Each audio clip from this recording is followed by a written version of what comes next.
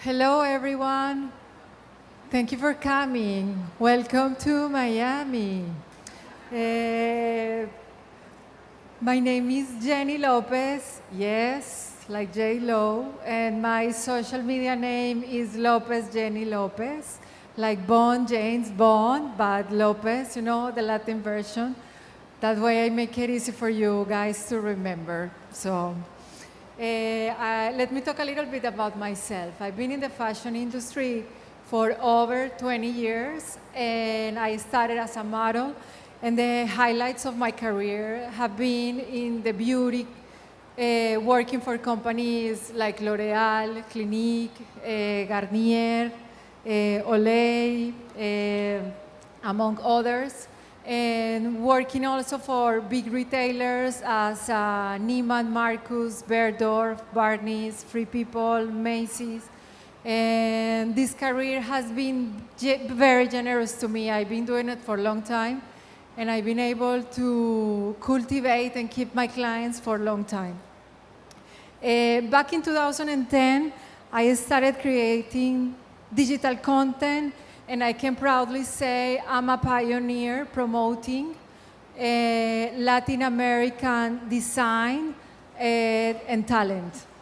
And I actually can say I've been one of the first doing it. And this has served, myself, I've been serving as a bridge to upcoming brands to open up new markets around the globe. Because of this, I have also been able to explore different fields in the fashion industry as casting direction, art direction, styling, and digital strategies. Back in 2019, I launched my page and app, Jenny on the Go, and I used the Latin American Fashion Summit platform to promote it. And now, let's talk about what this panel is about today. In this panel, you will learn what De Beers, as staff leader in the diamond jewelry space, is doing to support jewelry brands in presenting ethical and sustainable jewelry, and why this matters so much in the new age of luxury. As a moderator, we have Claire Stern. She's the deputy editor of Elle. Claire, come to the podium. Welcome. We also have Céline Assimon. She is the CEO of De Beers, Forevermark, and De Beers Jewelers.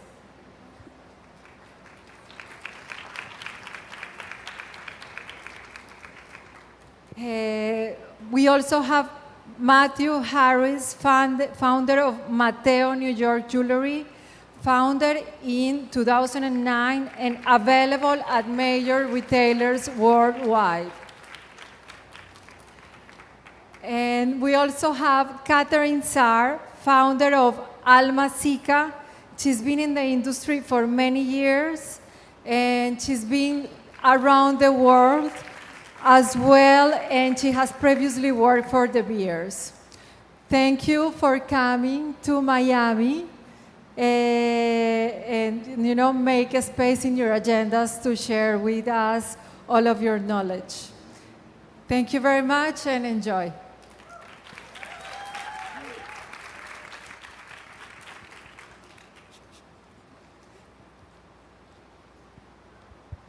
Testing, testing. Hello, everyone. Thanks for joining for this afternoon session, and thank you, Jenny, so much for the introduction. I hope you all saw her lovely ear cuff, which is De Beers. So that's a one-of-a-kind piece, and she's a stunning model for it. So we're here today to talk about the future of diamonds, ethics as a hallmark of luxury, and I am joined here, of course, by Céline Assimon, the global CEO of De Beers. Hello, Claire. Hello. Matthew, aka Mateo of Mateo, and Catherine Sarr, the lovely from Almasika. So thank you guys for being here today. Thank you. Thanks for having Hello. us. And for those who don't have the privilege of knowing you or your work, I was hoping you could each share a quick little intro of yourselves for the crowd. And we'll start with you, Céline. Hello, everyone. Good afternoon. As you may know by now, I'm French. I have a very funny accent. I've been in the jewelry industry for 20 plus years. Fell in love with this incredible group of people who deal with creative arts, the beautiful hand that's making jewelry pieces, and of course, all of this at the service of customers who want to celebrate special moments. So for me, it's been a love story with jewelry, and again, for 20 plus years, and I'm now based in London, but I did most of my career in the US, actually based in New York City. We love your jewelry as well. And Mateo. Hi, everyone. I'm Matthew Harris. I'm originally from Jamaica. I'm a little island boy who fell in love with jewelry. I could not and cannot do anything else but make jewelry. That's all I know at this point. And we make just simple, great personal jewelry. We don't want to be anyone else. We just want to make badass personal jewelry you can wear every day. And that's what we do at Mateo, New York. What else can I say? I don't know. That's all we really do. That's all we need to do. And Matthew is a real giver because he himself told me backstage he doesn't even wear much jewelry. So it's really for all you, the customers, to reap the benefits. And Catherine. Hello, I'm Catherine Sarr. Like Céline, I'm French. I was born in Paris and I lived in London, Abu Dhabi, and we are now based in Chicago. And I used my experience throughout the world to really explore forms, symbols, and stories that really transcend cultures through jewelry. Wonderful. Well, thank you again. And now that we're all officially acquainted, Matthew, I'd love to start with you with a question. Luxury is such a packed word, and the world is constantly evolving. What do you see as luxury today, and how has that changed given the tumultuous years we've had? I think luxury means something different to, everyone. For me, being on a beach in Jamaica, having fresh fish, for me, that's luxurious. When I started in the jewelry business and, playing around with diamonds, the bigger the better it was for people. That's how they defined luxury. But I think today, transparency in the jewelry world is luxury. And this is why a company like De Beers is fantastic, because you can trace the diamonds, you know where the diamonds came from, you know who is benefiting from the work that goes into extracting diamonds from the earth. So for me, the transparency is luxury, because I like to know where my product is from. And at the end of the day, diamonds are forever, as cheesy as it may sound. But for me, transparency in jewelry making is luxury to me. So that's how I define it. And it's only getting better. I believe we have some companies that are now laser cutting, serial numbers on diamonds so you could trace it back to the exact mine. So for me, again, that's how the jewelry has changed and is changing. I think fresh fish in Jamaica sounds pretty luxurious to me as well, and maybe some of us in the room. And Catherine, I know you have two backgrounds, as you mentioned, French, but you have both Paris and Chicago to inform a bit of your work.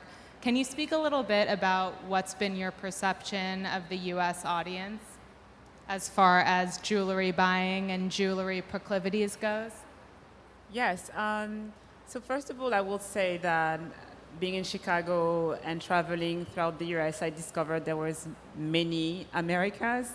Being in Chicago, it's really the Midwestern customers that I will feel like the Chicago customer is quite similar to the French one, knowing that the taste is quite understated.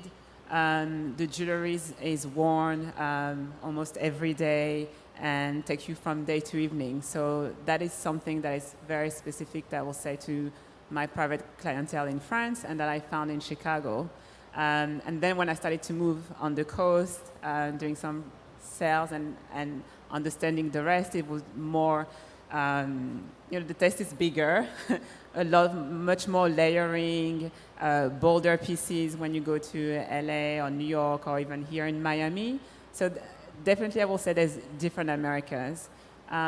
Something that is common throughout, the markets, whether it's Europe or here in the US, it's really, for the past, I will say 3-4 years, there's a demand for knowing where the jewelry is made, how it's made, like the sustainable aspect of the jewelry is very, very important, or I will say as important as the design, because it's almost the second question when a customer is attracted by the design of the piece first, and then the first question I will say, it's about where it's made, where the gold comes from, where the diamonds come from as well. So I think we have discerning customers throughout the world now who wants to know where the jewelry is made. And how would you say your own personal jewelry aesthetic differs from either of which you just described? I'm confused from what you're wearing now. Well, I think my taste has kind of evolved, because I will say naturally it's really the understated Parisian look. So maybe 4 or 5 years ago I would have had maybe 2 bracelets, and now like I have 4 and then 3. So I'm quite influenced by my US customers as well, but the aesthetic remains understated, I will say. Got it. And Céline, you recently were appointed the global CEO of De Beers, which is such a wonderful accomplishment.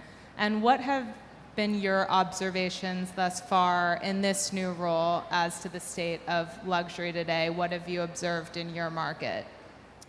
So Mateo and Catherine gave me the perfect segue, actually, in explaining my observations of the luxury industry. Luxury used to signal your social status, your taste level, how successful you are. And I think today there's been a pretty significant shift in the mindset of consumers. Luxury also signals your personal values. And that's where what you were saying, Mateo, about transparency, and what you were saying, Catherine, about how your jewelry is made, is now top of mind. And it's one way of signaling what you believe in, what you stand for in terms of your personal values. So which brand you pick, which brand you choose to wear, and therefore support, says a lot about you. And we're seeing, again, from consumers, a lot of questions coming up on where the jewelry is made and how you're sourcing your materials. So yeah, that pretty much sums it up for the evolution of luxury and my observations.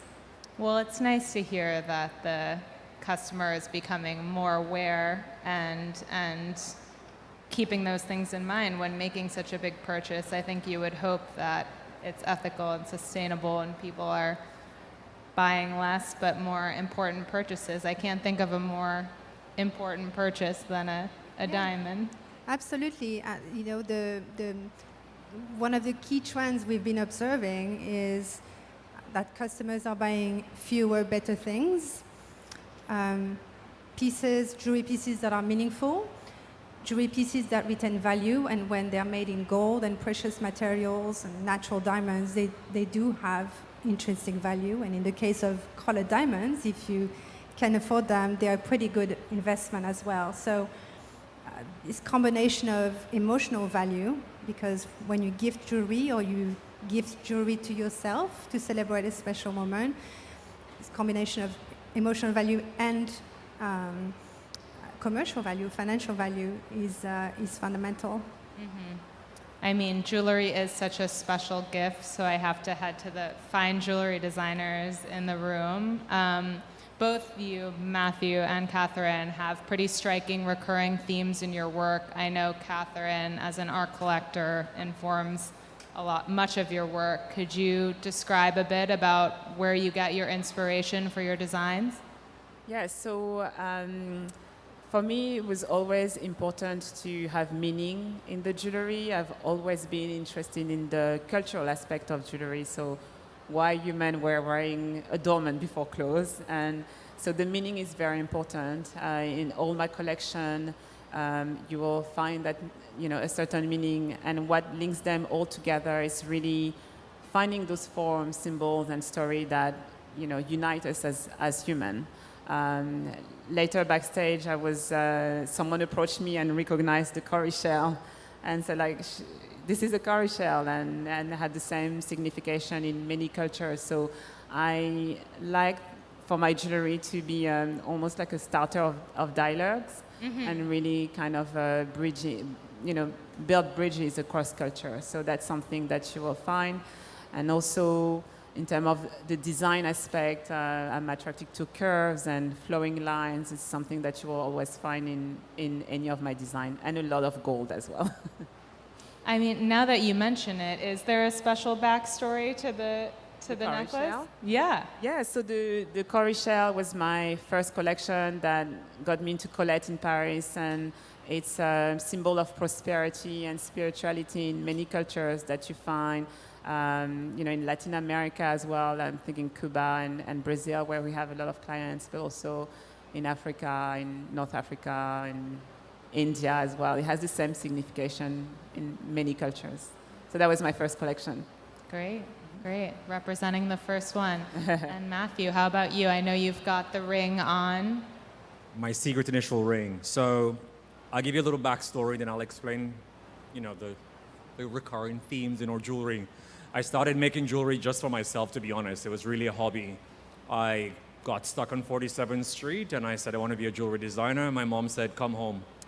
Come home to Jamaica, man. No jewelry making anyway. She cut me off, and I got a job serving tables and started making jewelry. So I started making just great pieces for myself. The first collection was inspired by a man's toolbox. And Rihanna wore a piece, and then things just took off organically. I have 5 sisters, and they kept wearing my jewelry. So I was then pushed to make women's fine jewelry. And a lot of my work is inspired by modern art. So a lot of the first collection was inspired by Alexander Calder and Vasily Kandinsky, the Russian painter. Now we have a collection inspired by Brancusi. So a lot of my work is really heavily art-driven. And the rest of it is just an aesthetic of simplicity. Nothing that I wear should be put in a jewelry box and worn once a year at a gala or some fancy event. I don't believe in that. I watch my mom having pieces that her mom gave her that she only wore at a Christmas dinner, you know what I mean? And I think long gone are the days. I'm making jewelry for the modern woman who just want to feel great about themselves.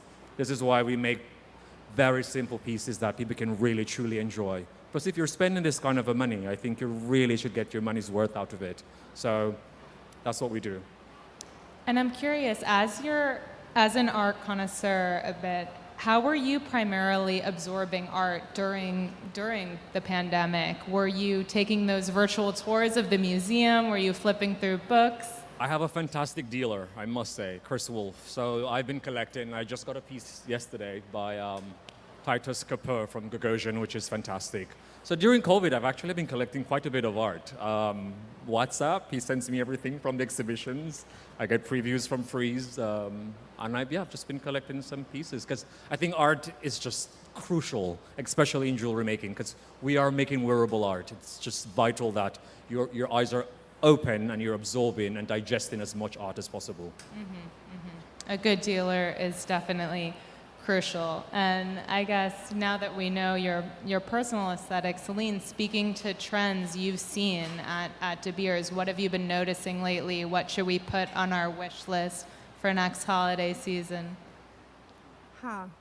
So as far as trends in the jewelry business overall, we see, as Catherine was saying, big, bold pieces. I think coming out of 2 years of lockdown and not being able to celebrate, not being able to see our loved ones, there's a real sense of renewal. People want to explore color, materials, shapes. The latest launches in Paris a few months ago of the high jewelry collections from the Place Vendôme really showed that pioneering spirit that's coming back to high jewelry.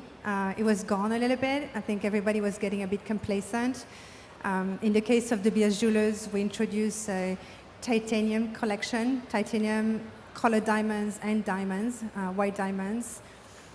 We've explored with colors, so the titanium is anodized. It's quite incredible, actually. It's the cuff that Jenny was wearing earlier. The cuff is one of those pieces. So that's been quite interesting to watch. And another interesting trend, which is not really product-driven, but more client-driven, is what I call, with my team, the gender transformation. So we can't really talk about gender-fluid jewelry yet, but we see men gravitating towards pieces that were typically worn by women, diamond bracelets, all the classics, diamond lines, necklaces, earrings, ear cuffs. We've seen this trend in Asia. It's picking up.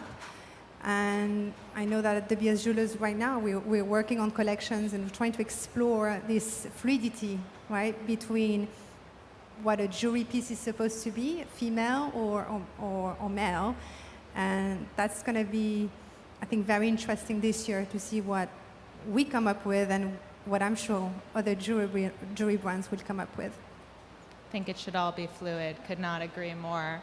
I'm curious from any of you, what do you think would be a nice starter piece, maybe for somebody who's not super into jewelry, but looking to wear the wearable art, as you said, Matthew, or express themselves more? Personally, I'm not big on the rings because I write and edit all day, so.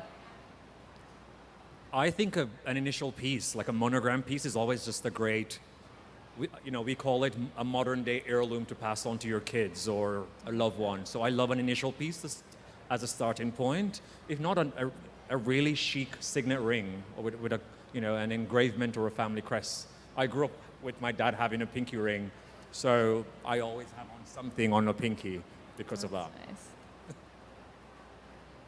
I think diamond studs are always a good pick. That's a classic. They frame your face. They can stay with you all day from work to evening. I think these are, staples in your jewelry box.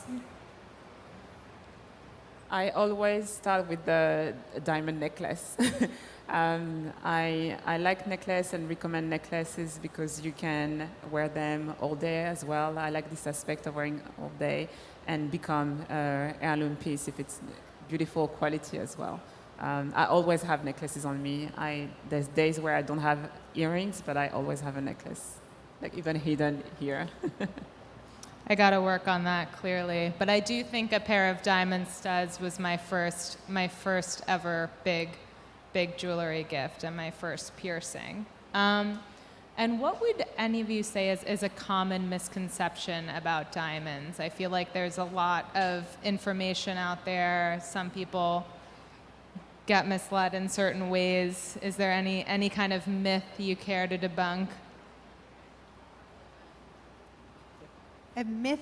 Well, I was told one day that diamonds have karma or carry karma. They don't, karma is not passed on. No, I think they're just an incredible connection with nature. They took a long time to get to you. They took a lot of work to get to you in their polished form. So for me, they're a symbol, again, of forever, of eternity. And they all have a different personality. I think, not all white diamonds, all colored diamonds are equal. You look at them and one stone will speak to you. And I think it's true, of course, as diamonds and other gemstones or crystals, there's a certain kind of energy that comes out of them. For me, I always tell my clients, bigger is not always better. I know I'm probably getting in trouble for saying that, but bigger is not always better. I would rather get a quality stone in terms of color and cut rather than the size. But again, that's just me. I don't think you'd get in trouble by the giver, but maybe the recipient would take issue with that statement, yes. And I was wondering if we could touch on, to that point, the significance of the 4 C's, because most of us know the cut, carat, clarity, color, but would you say, Céline, those are as important as they always were when selecting a diamond?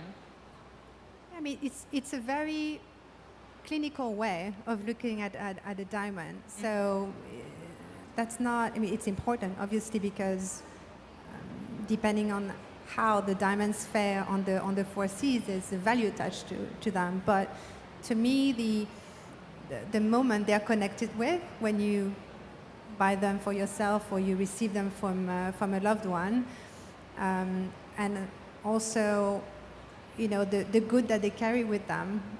You have to remember, I mean, the case of De Beers, we operate in Southern Africa, Botswana, Namibia, South Africa, and in Canada.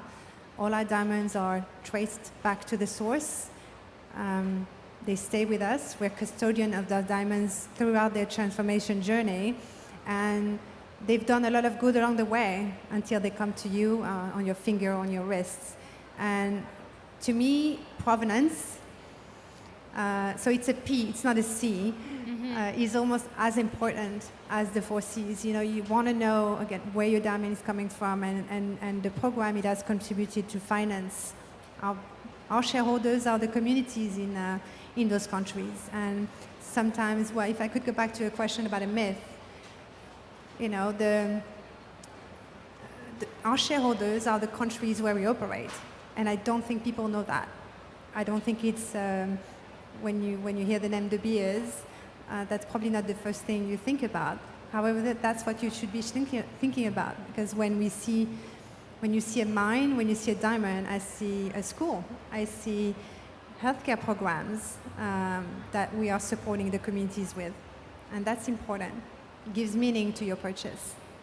Absolutely. We'll have to add that. It's 4 C's and a P now for provenance. So I'll think about that next time I make a purchase. And on that topic, speaking to the longevity for diamonds, which, as we know, are forever, I wanted to speak to you about an amazing origin of this phrase. We've all heard, "A diamond is forever." And that is a slogan that actually originated with De Beers. And I'd love if you could recount that story for us, because for any fans of Mad Men in the room, it really speaks to the power of advertising to change the world. It's a really interesting story. So this year is the 75th anniversary of A Diamond is Forever. And so this Madison Avenue media agency was pitching to their client, De Beers, to promote natural diamonds and really get a new business started, which was the bridal business, right? So De Beers came and asked this agency to pitch, and it's truly a man-made moment where you have those guys who are drinking martinis at lunch in their suits, smoking cigarettes. They all come up with brilliant concepts, and the De Beers team is very disappointed. And then suddenly there's a girl on the back bench, Frances Garrity, who's a copywriter, probably sitting in the secretary pool, who says, well, a diamond is forever. And then everybody turns to her, and this is it. And I think, to me, it's you know, I mean, I wasn't obviously born back then, but it's you know, the transformative power of that sentence for the diamond industry, and you know how we've been able to attach incredible meaning to this single stone. This is incredible that it came from the mind of a young woman who was probably undervalued in her team and not really feeling part of the team back then, I'm pretty sure. So that would be Peggy for those who watch the show. But such a big moment, and obviously for those who are fans of James Bond, a book and a movie and a song, actually. And I'm curious, from either Matthew or Catherine, have you ever had, maybe not on the vast level of A Diamond is Forever, but marketing or advertising feats that have stood out for you, either on a smaller or bigger scale with your past collections? Maybe it was a big Instagram post or maybe a placement. I know both of you have a pretty robust clientele of celebrities. Recently, we had the honor of having Michelle Obama wearing one of our collections. No big deal. So that was a big moment. And then I think that some of the collection, for example, the shell, when I first launched it, it was quite recognizable. So I had people coming to me and say, oh, you're the shell girl with the diamonds, especially when it was at Colette. So I think it's a moment that speak to the design. So I take a lot of pride into that. And also a moment where, the design are recognized by some people that are, quite famous as well, and speaks to the value of the brand as well, which is absolutely amazing. And before we get to Matthew, we can't just glaze over the former FLOTUS. So how did that come together? How did she connect with you, and what piece did she end up wearing? Tell us a little bit. So she wore, there's one of our collection called Sagesse, which means wisdom in French, and she wore one of these necklaces, and it was a surprise. I discovered it like everybody else in the morning. Instantly sell out? And we had a lot of sales on the back of it. I would think so. Yes. Wisdom's very fitting. Mateo, how about you? So in terms of marketing, I've been in the jewelry business for about 13 years, and all my marketing is organic. So we have some incredible relationships with editors and stylists. So I have a plethora of celebrities that have and has worn the work, including Michelle Obama on the book cover. She's wearing my earrings on the cover. Zendaya is a huge fan of the Are you work. competing? Zendaya is a huge fan of the work. Anne Hathaway was one of our biggest sell-throughs in terms of press.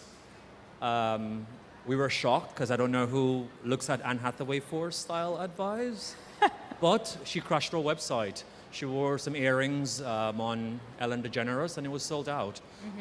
So again, a lot of our marketing is just organic, and I think that's very important being a small designer, is to truly develop relationships with your stylists and your editors. Ask for desk sides, send lookbooks every quarter to let them know you're still here and you're still making jewelry and doing what you love. We've been very fortunate. I have a huge roster of people who have worn the work. I actually think Anne Hathaway is having a bit of a Andy Sachs moment, style renaissance. Yep. She's busted out some pretty impressive looks lately. So maybe you're due for another placement. I'm curious, obviously we're here at LAFS, at the Latin American Fashion Summit, to put a spotlight on some of these designers as well. I'm curious, from your perspective, there are so many amazing designers, so many talents here. Is there any specific Latin American designer or fashion person that you think has had a big impact on the fashion industry, or who you're really excited to see while we're here this week? I personally love Carla Martinez. She was the first editor who gave me a feature in a magazine. Wow. Yeah. Wow. I know Carla Martinez Props before. for that. That's a big one. New York Times, actually. She was at New York Times, then went to W, then went to... She left and moved back to Mexico. A lot of media moves. It's hard to keep track. So Carla, I sent her a simple email. Hi, I have a brand and I would like you to take a look at it. She saw the collection, which I sold to Bonnie's, and she gave me a half a page in WWD, so not New York Times. She was at WWD and then New York Times. Got it. And I love Monica gets around. Sordo, who makes amazing, bold artwork. I mean, I don't know if she's here, but Monica Sordo makes amazing jewelry as well. She's in town, though. Yeah. Got it. Céline, anyone you're looking forward to? There's one designer that I think is very interesting, is Fernando George, that most of you know. He's no longer up and coming, but I really enjoy his work, the volume, the colors. Very interesting work. The colors with the colorful jewelry. It's the perfect fit. Yes. Catherine. It's not in the jewelry space. I'm very interested in the work of Gabriella Hearst, really as a brand, understanding the impact and how you can impact also in terms of sustainability, while having a brand that offer impeccable craftsmanship. So, and having all those elements touching together. So I think Gabriella Hearst was not here, but it's someone in the Latin America that I really look up to. Yeah, fantastic. Also great with interiors as well. So we've spoken a lot about the importance of ethics and luxury as a business. I was wondering if each of you could speak to how this translates into your work, into your business, and what your brands can promise your clients in this regard. So at De Beers, it's in everything we do. I touched on it earlier. Our shareholders are the communities in Southern Africa, South Africa, Namibia, Botswana, and Canada as well, and partnering with them to bring to you, all of you, beautiful polished diamonds is an incredible responsibility. So sustainability today for us is something that's we haven't really communicated about in the past 10 years. We were doing a lot of things, a lot of programs on the ground, supporting communities and being shy about it. And the big novelty, I think, for the past 2 years is that we've started communicating about Building Forever, which is how we call our framework, our sustainability framework. This program allows us to support 10,000 female entrepreneurs in our home countries. It allows us to put 10,000 girls through STEM education. Why? Because we need engineers. We need people to run our mines and to run our sites. And it starts with education. So again, we feel responsible and we need to empower the communities on the ground. We are supporting conservation efforts. One of them, and you might, for those of you who watch Disney, you might know about it. We've partnered with National Geographic to support conservation efforts of the Okavango Delta, which is one of the last places on Earth, one of the last reserves on Earth that's untouched. And it's at risk today, like the Amazon. So we are focusing our efforts on preservation, conservation of this area. So all of this, what does it mean for our customers? It means peace of mind. It means that your diamond has been sourced responsibly, but again, being De Beers, we go above and beyond, and we make sure that your diamond is tracked and traced. We have a blockchain that does so. It's quite incredible, something we developed in-house. We've been testing it with De Beers jewelers, and now we're scaling it. We're scaling it to make it available for B2B consumer, so that all brands and all clients who want to buy a responsible diamond, a De Beers diamond, have access to the proof, right, through the blockchain that this diamond has had a positive impact on its journey to you. And that's a pretty big deal. It takes time to scale such a program, but we're on the way, and we should be announcing our program called Code of Origin next year at a scalable size. Wow, I'm curious to hear more about that. This is the future, guys. Blockchain in your jewelry box. It's happening. And Mateo, how about you? What sort of changes are you implementing in your business currently? In terms of sustainability? In terms of sustainability, the ethics. We just launched in December a tree planting program. So if you buy a piece from us, we actually plant a tree. So if you shop on Mateo.com, it says, we're giving you a free tree, which I'm very proud to announce. That was big for us, because we were a very small company. And we started by making efforts by not printing any paper at all. So everything that we do is digital. And I think I mentioned earlier, we don't really sell to brick and mortar stores. All my retailers are online. So Net-a-Porter, Matches, Farfetch, Browns, and we strategically made that decision because we wanted to reduce our carbon footprint. And it's also less of a headache. Speaking of, Yeah, exactly. Get an electronic car. Anyway, so we started making these little steps to cut back because, we can see the changes that's happening in the environment. Something has to be done. And we're trying to do what we can do with this small business. And our customers also appreciate the fact that we make great jewelry because you don't need to come back and get another piece that broke because it was not good. So quality or producing great quality jewelry is very important for sustainability. You do not want to keep, extracting mineral from the earth is not that sustainable when you really go into it. So it's important that when you're making a product from a mineral such as gold, it needs to be well made so you don't have to go back and start the whole process of destroying the environment again. yeah. So these are a few steps that we've been doing, and there's so much more to come. I would love for my office to be fully solar equipped soon. It's a very expensive undertaking, but these are the little things. A worthwhile one, for sure. Yeah, but That a would change that is needed. Especially I live in Texas, so we're trying to have all these things implemented. which goes back to our general shopping thesis of less is more. I'm curious too, why the tree concept? What sort of sparked that idea for you? Well, our friend started the company, and I just thought it was just great to give back. I'm from Jamaica, so I'm used to such lush vegetation, and I love a tree. I have a green thumb. I have a garden that I'm obsessed with, and I plant. I mean, when I'm home, if I'm ever home, you see my Instagram. I'm back in my garden planting. I'm a plant daddy, so why not? Love a plant daddy. Everybody follow for gardening tips, please. And Catherine, how about you? Any efforts that Almasika is putting forth in terms of ethics and or sustainability?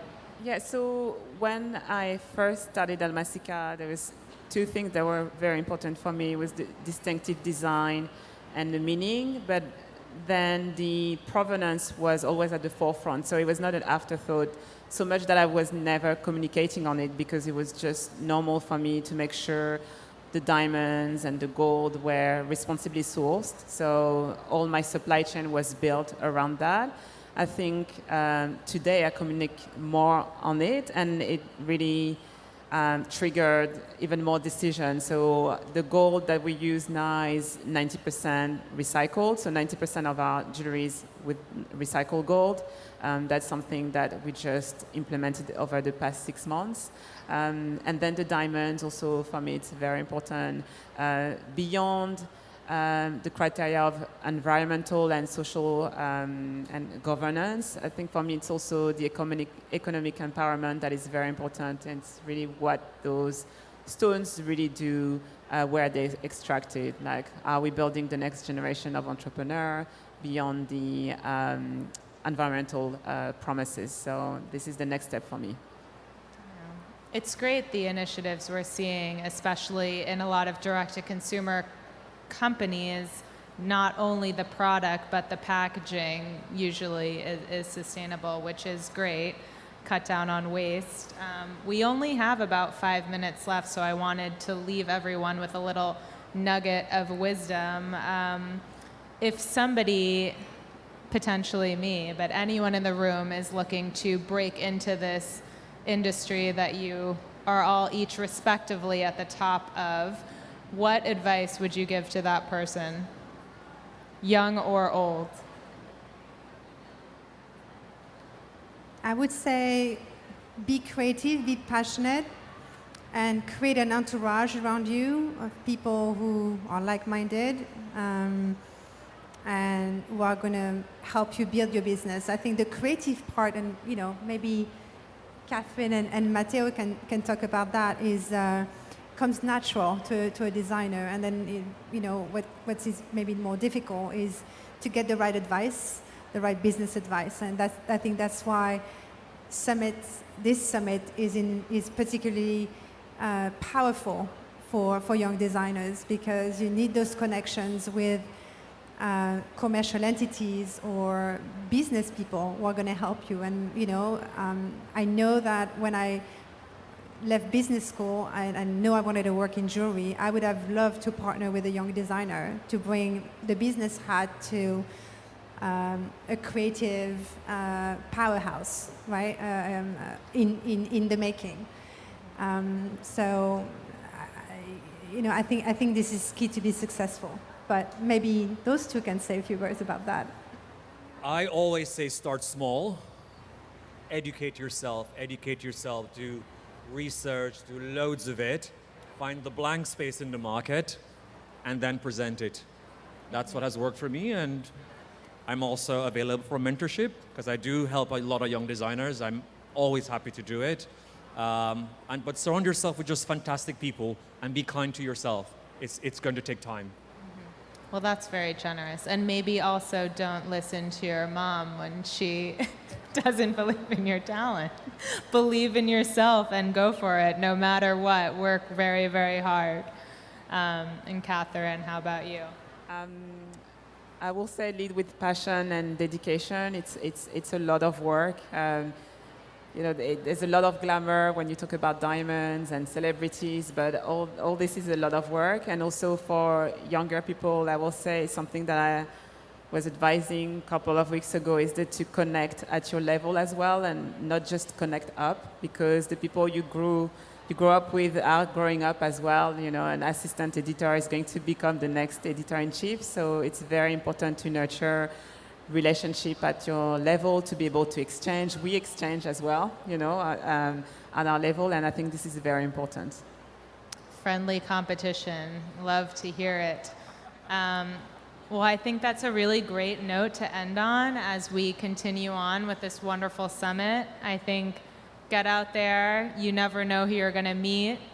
Learn and be curious. And I don't love the word network, but maybe speak to as many people as possible. And these three wonderful talents to my left had offered up their services generously. So come say hi and meet them and ask for tips and advice, because this is the place to do it. And thank you all so much for joining us today. Thank you, Claire. Thank you. Congrats on all your achievements. Thanks for coming. Don't have to turn it.